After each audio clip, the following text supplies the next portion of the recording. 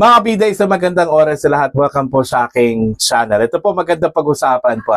Ito pong naging pahayag po ngayon ni dating Senator Franklin Drilon dito ho sa impeachment trial po ni Vice President Sara Duterte, mga kabida.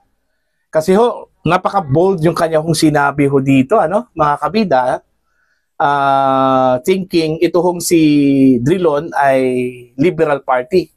Hindi ho kalyado po ni VP Sara, mga kabida.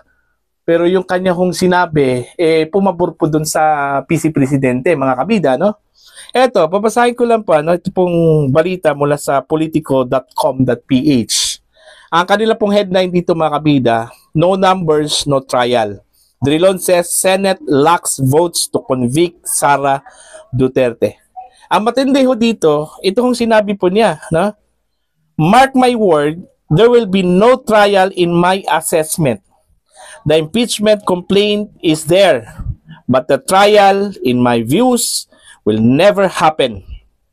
Drilon said in an interview with Attorney Karen Jimeno on At the Forefront, aired over Billionario News Channel. So, sa assessment pa lang ni dating Senador Franklin Drilon, malabo na po, makabida, na magkakaroon po ng trial. Okay? Dito ho kay Vice President Sara Duterte sa Senado. Unang-una po, sa ground na inilatag po ni Drilon, yung numbers. Wala ho sa panig ng prosecution, mga kabida, yung numbers po ng mga senador na boboto ho para sa conviction ni Vice President Sara Duterte. Ang numbers na boboto ho sa acquittal ni Vice President Sara Duterte ay nasa panig po ni Sara Duterte.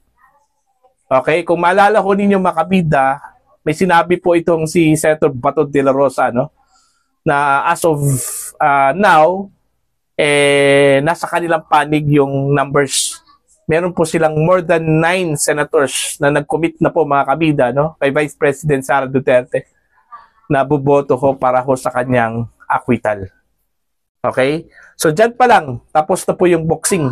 Kasi ang kailangan na po, mga kabida, for the acquittal of the Vice President is 9 senators, 9 votes. Okay? Ito po yung advantage sa acquittal kasi konti lang po yung kailangan kumpara dun po sa conviction. Mantakin nyo, mga kabida, kailangan po ng 16 senators to vote for the conviction of the Vice President.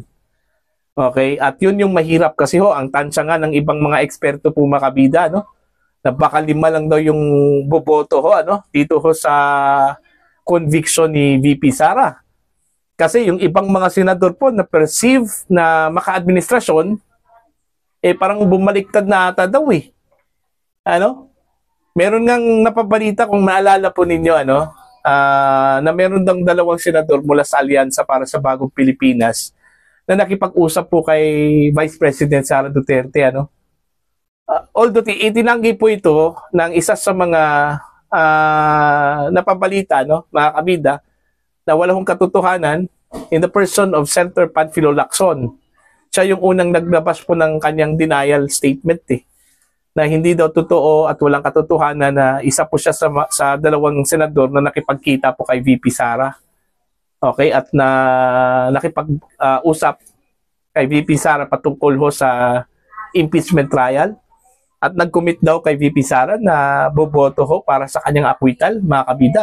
Although itong isang senador na napabalita, na kasama dun po sa pakipag-usap po kay VP Sara, wala naman pong inilabas na statement, mga kabida.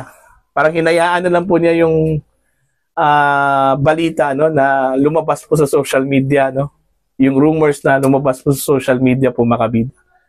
So, yung sinabi po ni Senator Bato, ako, naniniwala po ako dun na meron pong lumipat, meron pong nag-over the backod, mga kabida. Ganyan kasi yan lalong-lalo na po pag patapos na po yung term ng administrasyon, Kumbaga, magiging lame duck na po yung presidente po ng Pilipinas. Ganun talaga yung kalakaran, May mga ganung galawan, hindi lang po sa Senado, pati dyan po sa House of Representatives, mga kabida. Okay? Kasi naghahanap na po yan ng politiko na malakas na pwede nilang sandalan, ano, mga kabida, pagdating sa 2028 elections. Kasi itong mga nag-aambisyon, lalong-lalo na po itong mga kakandidato sa 2028, mga kabida, yun yung magkakaroon po ng galawan, ano, movement. Okay, either mag-stick po sila dun sa kanilang partido o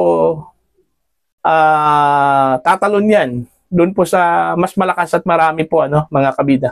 Now, itong sinabi po ni Drilon, napakatindi po ito. Okay, mga kabida. Alright? Kasi aside po dito sa numbers, isa din sa mga naging grounds dito ni former Senator Drilon, mga kabida, kung bakit nasabi niyang hindi matutuloy ang impeachment at wala impeachment na mangyayari pa, no? Ito question of jurisdiction. Okay? Ito, babasahin ko lang po, ano? Drilon, a veteran lawmaker and former Justice Secretary, argued that Duterte's legal team is likely to question the jurisdiction of the 20th Congress over an impeachment complaint filed during the 19th Congress. He said this could result in a dismissal of the case on procedural grounds before any trial takes place. If I were Vice President Sara, I would immediately put up front at the start of the trial issue of jurisdiction.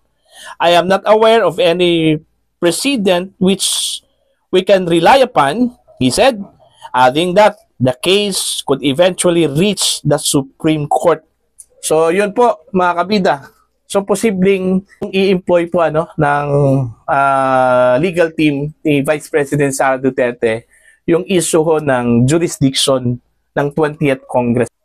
Kasi uumpisahan po ito sa 19th Congress po, mga kabida, no? Pagbalik ng mga senador mula sa kanila pong break at election on June 2, 2025, mga kabida. Ang sabi nga ni Senator Chis Escudero, inimbitahan na po niya yung mga miyembro ng prosecution panel, ano, on June 2, okay, para i-discuss yung impeachment trial po, ano, ni VP Sara Duterte. And most likely, bago magtapos itong term ng 19th Congress, baka mag-umpisa na po itong trial. Which is, ang tingin ni former Senator Drilon, posible questionin po ng legal team because of the jurisdiction issue. Meaning kung ang composition po ng Senate sa 19th Congress ay hindi pwedeng tatawid yon sa 20th Congress kasi iba naman yung composition po dun eh. Diba? Although yung last 12 pareho, pero yung first 12 po, makabida, iba na. Okay? Kasi yung last 12 po, yung kanilang term, magtatapos po ito by 2028 pa, no? Pero yung first 12 na nanalo sa katatapos ng election, mga kabida, iba na po dito sa 19th Congress, ano? Mga kabida. Kaya yun yung ibig sabihin po ni Drilon, yung issue po ng jurisdiction. Kaya yun yung ibig sabihin po ni Drilon, mga kabida. Yung issue po ng jurisdiction po ng impeachment trial ni VP Sara. Alright? So, abangan na lang po natin ang susunod na kabanata patungkol dito. Kung meron bang mangyayaring trial po, makabida o wala, Kung meron man, okay? I-assume na ba natin na automatic na i-acquit po ito kung si VP Sara po, makabida ng mga senador, Naalala ko po yung sinabi po ni Bato bago makapag-present po ng ebidensya ito kung prosecution, sabi po ni Bato, i-acquit na raw nila ito kung si VP Sara. Mantakin nyo, ganun katindi, mga kabida. So, kampante po, kampante po si De La Rosa na yun yung mangyayari po, sa impeachment trial po ni Vice President Sara Duterte. So, yun po, mga kabida. Para sa inyong comment at pananaw patungkol dito, please comment down. Sa mga hindi pa po subscribers sa aking channel, please subscribe. Just click the subscribe button, click the notification bell, click all para updated po kayo sa aking mga uploads. Maraming salamat po sa inyong lahat, mga kabida.